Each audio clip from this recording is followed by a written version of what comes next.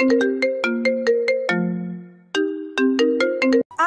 অনন্য স্টোরি সকল প্রকার পার্ট গল্প দেখতে আমাদের চ্যানেলটি সাবস্ক্রাইব করে পাশে থাকা বেল আইকনটিতে ক্লিক করে অল নোটিফিকেশন অন করে দিন। আমরা আপনাকে সাজাতে এসেছি ম্যাডাম। খানিকটা নিশ্চিন্ত হলেও পুরোপুরি সন্দেহটা ঘুচল না। ড্রেসিং টেবিলের টুলে বসলাম। ওদের মধ্যে একজন এগিয়ে এসে ব্যাগ ঘাঁটতেই আমি বললাম, কি বের করছেন? সাজের সব জিনিস এখানে আছে, আপনাদের কিচ্ছু লাগবে না। একটা জিনিস নেই ম্যাডাম। কি নেই? কথাটা বলেই মহিলাটি আমার মুখের উপর স্প্রে করে দিল। সঙ্গে সঙ্গে উঠে দাঁড়াতে গিয়েও বসে পড়লাম।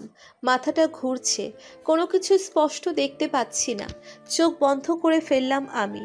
অতীত থেকে বেরিয়ে এলাম কারো পায়ের শব্দে। পিনপিনে আলোর সামনে দেখার চেষ্টা করলাম। কারো গলার আওয়াজ পেয়ে কেঁপে উঠলাম। নিশা পাখি, মাই সুইটার। একটা অবয়ব দেখতে পেলাম। সঙ্গে সঙ্গে রাগে কপট গলায় বললাম, আমি জানতাম এই জঘন্য কাজ আপনি ছাড়া আর কারো দ্বারা সম্ভব নয়। অবয়বটা আস্তে আস্তে স্পষ্ট হলো।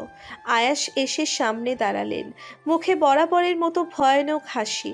আমার দিকে হেলে নম্রভাবে বললেন, ওহো, তুমি আমাকে এত ভালো করে চেনো যে আমি করতে পারি কি করতে পারি না সব জেনে গেছো।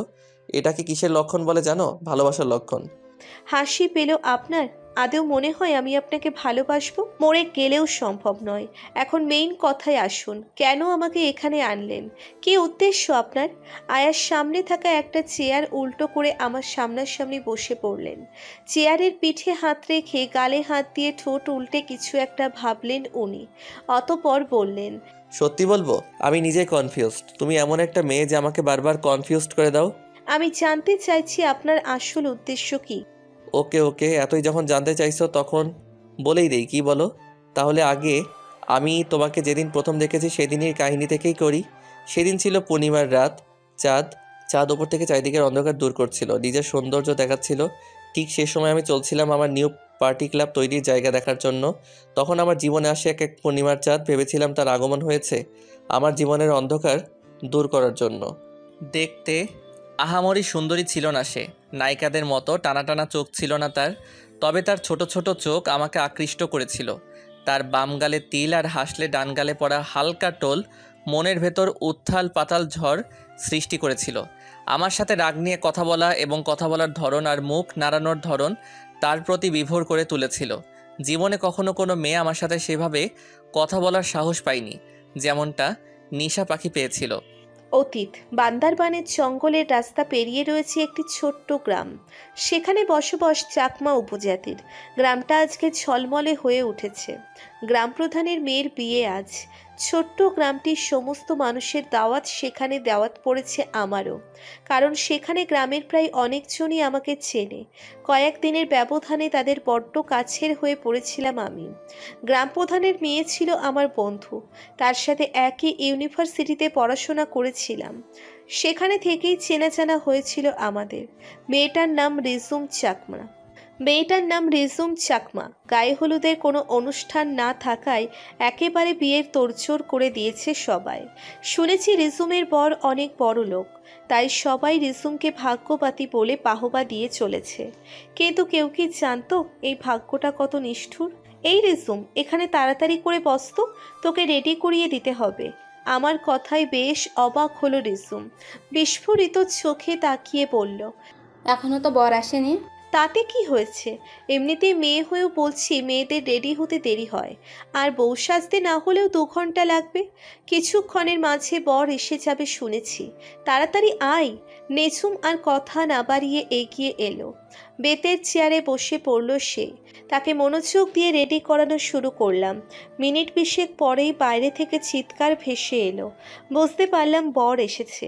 দেরি না করে বরকে দেখার কৌতূহল সামলাতে না পেরে হাতে থাকা কাজলটা রেখে দিয়ে তাড়াহুড়ো করে বলে উঠলাম, নিঝুম শোন, এভাবেই সোজা হয়ে বসে থাক, নো নড়াচড়া। আমি বাইরে যাচ্ছি, 5 মিনিটের মধ্যেই চলে আসব। তুই এখন বর দেখতে যাবি? আমাকে অর্ধেক রেডি রেখে। আমি নিঝুমের কথায় পাত্তা না দিয়ে আমার নিচের পরে থাকা লাল শাড়ি ধরে এক প্রকার দৌড়ে বেরিয়ে এলাম। লোকজনে কমকমে অবস্থা। গেটের দিকে বেশ ভিড় ঠেলে ঠুলে কোনো মতে ভেতরে ঢুকলাম। বরকে দেখতে পেলাম।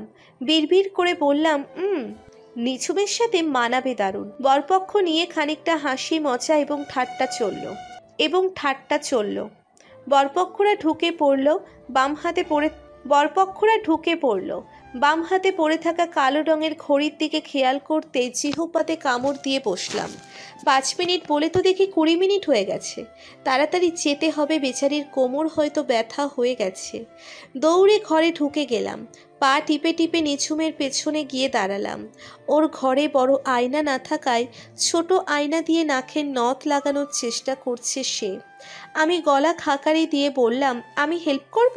নিঝুম চোখ রাঙিয়ে আমার দিকে তাকালো, যেন তিক্ত ভরা গলায় বলল, না থাক, লাগবে না, তুই বরং বর দেখতে ব্যস্ত থাক। কথাটা বলে আবারও নিচের কাছে মগ্ন হয়ে পড়ল রিজুম।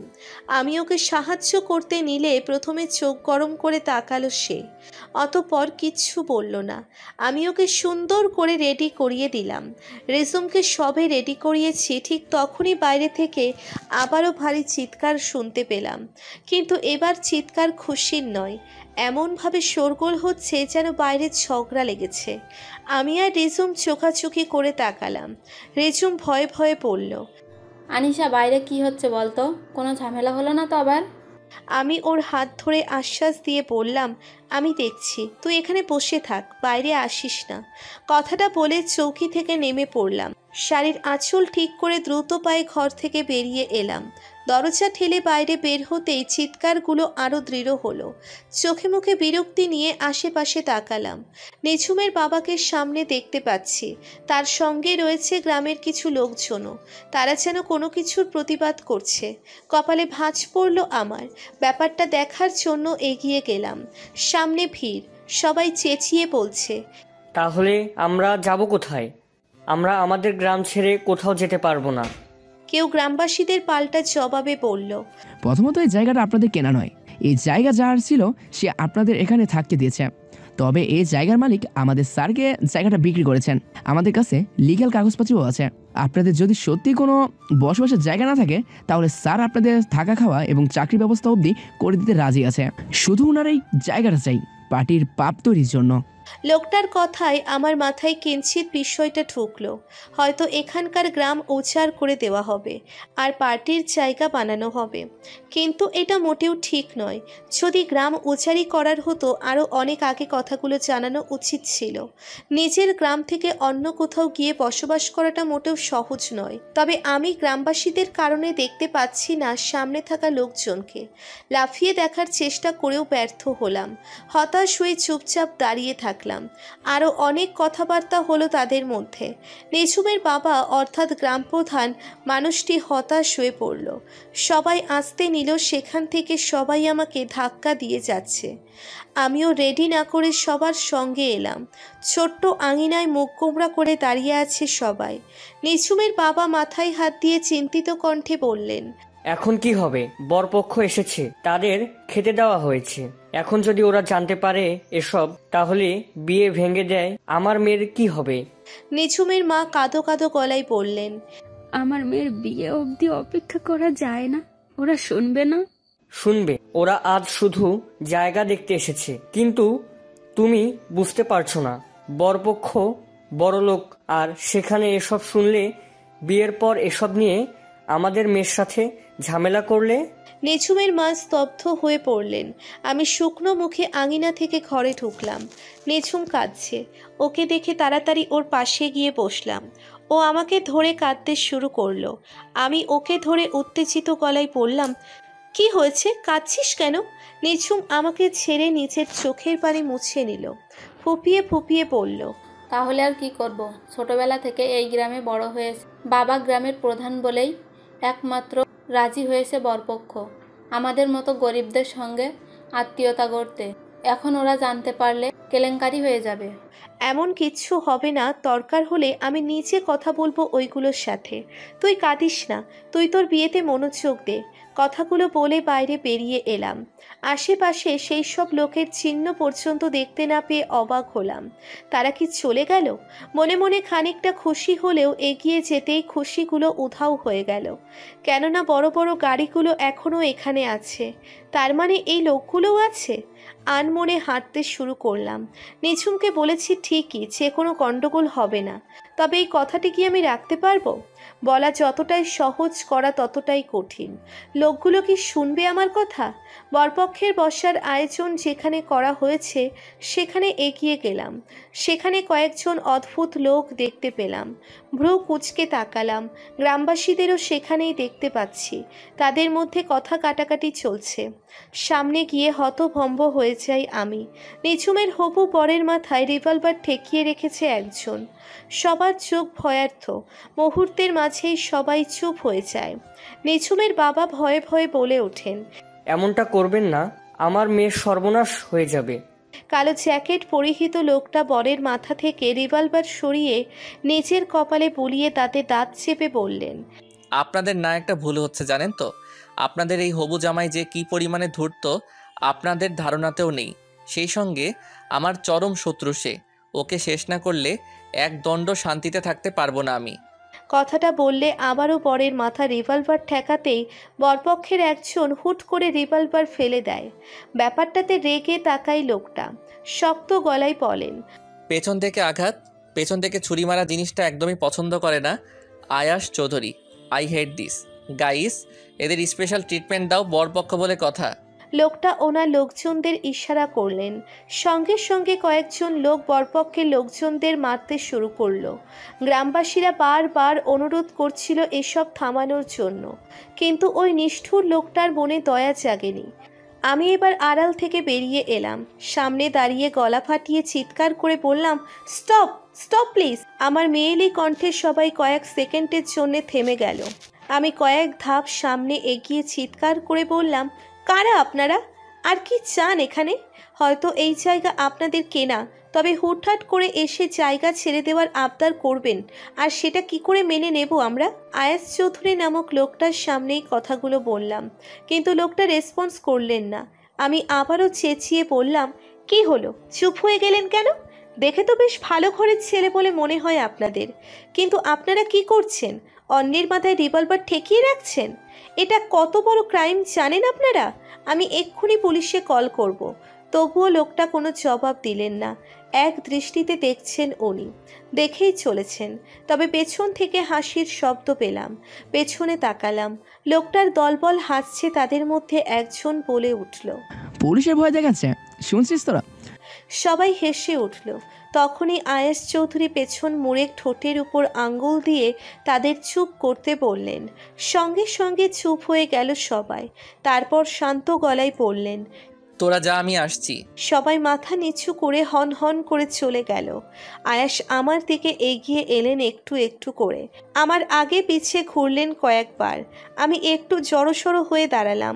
ওনার দিকে চোখ রাঙিয়ে তাকালাম।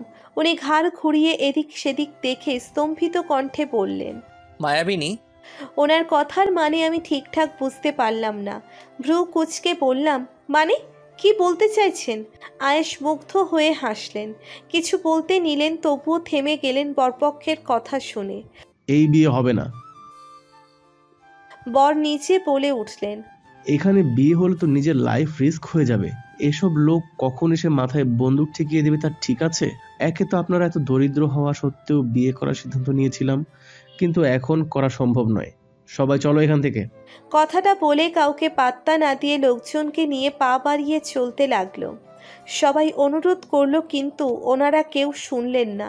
আমি আটকাতে গিয়েও আটকাতে পারলাম না তাদের। আয়াসের দিকে ঘৃণার চোখে তাকালাম, আঙ্গুল তুলে রইলাম। আজ একটা মেয়ের জীবন নষ্ট হতে চলেছে আপনার জন্য। আপনাকে আমি এত সহজে ছাড়বো না। কথাটা বলেই তাড়াহুড়ো করে হাঁটতে লাগলাম, কিন্তু শাড়ির সাথে আমার পা পেঁচিয়ে গেল। আমি হাঁটতে গিয়েও পড়তে নিলাম।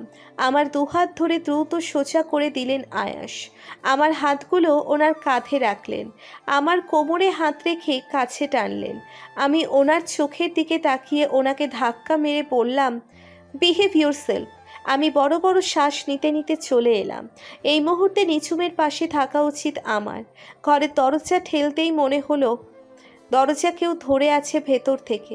চিৎকার করে বললাম, নিঝুম দরজা এভাবে ধরে থাকিস না, প্লিজ ঠুকতে দে। ওপাশ থেকে শুধুমাত্র কান্নার আওয়াজ পেলাম। আমি দরজা ধাক্কাতে ধাক্কাতে অবশেষে ঘরে ঢুকতে সক্ষম হলাম। নিঝুম গলা থেকে টান দিয়ে দিয়ে গয়না খুলে ফেলছে। আমি ওর হাত টেনে ধরে ওকে থামিয়ে বললাম, এমন কেন করছিস? পাগল হয়ে গিয়েছিস? নিঝুম আমাকে ধাক্কা মেরে সরিয়ে দিয়ে নিজের চুড়ি খুলে ফেলে দিতে দিতে চিৎকার করে বলল, হ্যাঁ হ্যাঁ, আমি পাগল হয়ে গেছি। পাগল না হয়ে কি করব আমি? কি করার আছে আমার? অলক্ষ্যে আমি। আমার বিয়ে ভেঙে গেছে। আমার তো নিজেকে শেষ করে দেওয়া উচিত। না, সব তো ওই নোংরা লোকগুলোর জন্য হয়েছে, তোর দোষ নয় নিঝুম, প্লিজ পাগলামো করিস না। নিঝুম থামলো না, ওর পাগলামি বাড়তে থাকলো। ওকে থামাতে গিয়ে হাঁপিয়ে উঠলাম আমি। একটু একটু করে ঘরের সব লোক জমা হলো। নিঝুমের মা কেঁদে কেঁদে নিঝুমকে থামানোর চেষ্টা করছে, আমিও চেষ্টা করছি। হঠাৎ কানে এসে একটা তীক্ষ্ণ আওয়াজ ঠেকলো। চমকে উঠলাম আমি, আমার মতো নিঝুমও চমকে গেল। আওয়াজটা বাইরে থেকে এসেছে। সবাই হুড়মুড় করে বাইরে গেল, আমিও পেছন পেছন গেলাম। গিয়ে যেটা দেখলাম সেটাতে মোটেও প্রস্তুত ছিলাম না আমি। মুখে হাত দিয়ে বসে পড়লাম। নিঝুমের হবু বরের বুক থেকে রক্তের বন্যা বইছে, আর সামনে রিভলভার নিয়ে দাঁড়িয়ে আছেন ওই আয়াজ চৌধুরী। সবাই ভয়ের চোটে দৌড়াদৌড়ি শুরু করে দিয়েছে। আমি কোনো মতে উঠে দাঁড়ালাম, এক পা দুই পা করে এগোলাম ওনার দিকে। নিঝুমের হবু পরের নিঃশ্বাস চেক করলাম, সঙ্গে পালসও চেক করলাম। না নিঃশ্বাস পড়ছে আর না পালস পাচ্ছি, মানে উনি মৃত। চোখ বড় বড় করে আয়াস চৌধুরীর দিকে তাকালাম। উঠে দাঁড়ালাম। আয়াস আগের মতোই রিভলভার নিয়ে অপলক চোখে আমার দিকে তাকিয়ে আছেন। নিঝুমের হবু পরের দিকে ইশারা করে জোরে জোরে বললাম, এসব কি করলেন আপনি? আয়েশ কোনো উত্তর দিলেন না, রিভলভার নামিয়ে শুধু হালকা হাসলেন। এই মুহূর্তে আমার মাথায় আগুন ধরেছে। আস্তে আস্তে আগুনের ক্রোধ বেড়েই চলেছে। হাসি দেখে ধপ করে রাগের আগুনটা আরও বেশি জেগে উঠল। দাঁতে দাঁত চেপে বললাম, এসব করে কি করে হাসতে পারেন? আপনি মানুষ নাকি দানব? তবুও উত্তর পেলাম না। এই মুহূর্তে ওনাকে বোবা বলে মনে হচ্ছে আমার। লোকটা কি সত্যি কথা বলতে পারে না? অবশ্য কথা বলতে পারলেও বা কি, ওনার কাছে এই লোকটাকে মারার হয়তো কোনো কারণই নেই। পেছন থেকে কেউ আয়েশের নাম ধরে ডাকলো। আয়েশ পেছন ঘুরে তাকালেন। আয়াস, তাড়াতাড়ি আয়, বাড়ি যেতে হবে, আজ রাতে আমার ফ্লাইট রে ভাই। আয়াস চোখ বন্ধ করে আবার খুলে ইশারা করে জানালেন লোকটাকে। অতঃপর নিচের ডান হাতের সব আঙ্গুল মুড়িয়ে বৃদ্ধ আঙ্গুল দেখিয়ে সেকেন্ডের মাঝে আমার দিকে ঘুরলেন। উনি হুট করে ঘোরার সাথে সাথে খানিকটা হকচকিয়ে গেলাম। আমার দিকে ঝুঁকে বললেন, বাই বাই।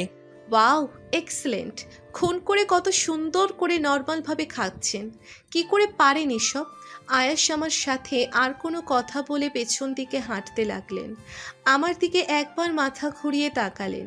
আমি চেঁচিয়ে বললাম, আপনাকে ছাড়বো না বলে রাখলাম। কথাটা বলেই মৃত ব্যক্তিটির দিকে তাকালাম। এখনও সবাই দৌড়দৌড়ি করছে, এমনকি বরপক্ষ থেকে আসা লোকজনদের মাঝেও যেন আতঙ্ক ছড়িয়ে পড়েছে। আমি বরপক্ষের লোকজনদের ডাকার অনেক চেষ্টা করলাম, আর যাই হোক এই মৃত দেহকে তো আর এভাবে রাখা যায় না। কেউই আমার কথায় পাত্তা দিল না। আমি উপায় না পেয়ে নিঝুমের ঘরের দিকে ছুটলাম। ঘরে পা রাখতেই আমার ফোনটা বেজে উঠল। বাবা ফোন করেছে। খামখেয়ালি মেজাজ নিয়ে ফোনটা ধরে বললাম, হ্যালো বাবা। ওপাশ থেকে চিন্তিত গলা ভেসে উঠল, আনিশা মা, কোথায় তুই? তোর তো 8:30টার মধ্যে রওনা দেওয়ার কথা ছিল, এখনো বাড়ি আসিসনি কেন? আসলে বাবা, এখানে অনেক বড় একটা ঘটনা ঘটে গেছে। কি হয়েছে রে মা? আমি গলা খাকারি দিয়ে শান্ত গলায় বলার চেষ্টা করলাম, বাবা বিয়েটা হয়নি। একদল লোক এসে এমনই তাণ্ডব করেছে যে বিয়েটাই হয়নি নিঝুমের। আর জানো বাবা, একজন পাষাণ লোক নিঝুমের হবু বরকে মেরে ফেলেছে। কি বলছিস? কিরে, এত কিছু হয়ে গেছে, তোকে আর ওখানে থাকার দরকার নেই। আমি এক্ষুনি ড্রাইভারকে ফোন করে বলে দিচ্ছি তোকে যেন নিয়ে চলে আসে। আমি জানতাম বাবা এমন কিছুই বলবে, তাই তাকে এসব বলতেই চাইনি। কিন্তু আমি কখনোই বাবার থেকে কিছু লুকোই না, বাবার কাছে মিথ্যে বলতে পারি না আমি। তাড়াহুড়ো করে বললাম, বাবা এখন নিঝুমের পাশে থাকা উচিত আমার, এভাবে স্বার্থপরের মতো চলে যাব? দেখ, আমি এসব কিচ্ছু শুনতে চাই না। তোকে নিয়ে কোনো ঝুঁকি তো নিতেই চাই না, আমার কোনো বাহানায় বাবার কাছে খাটলো না, ফোনটা কেটে দিল বাবা। আমি বড় নিঃশ্বাস নিয়ে দরজা খুলে ভেতরে ঢুকলাম। বাড়িতে কান্নার রোল পড়ে গেছে, অথচ নিঝুম চুপচাপ হয়ে মূর্তির মতো বসে আছে। ওর চোখের কাজল লেপটে একাকারের মতো অবস্থা। আমি ওর পাশে বসে ওর হাত ধরে ওকে ডাকলাম, নিঝুম। আবারও জোরে ডাকলাম, এদিকে তাকা, এভাবে বসে আছিস কেন? কান্না পাচ্ছে না তোর? আরও অনেকবার কথা বলানোর চেষ্টা করে চলেছি, কিন্তু ও কোনো প্রকার কথা বলল না।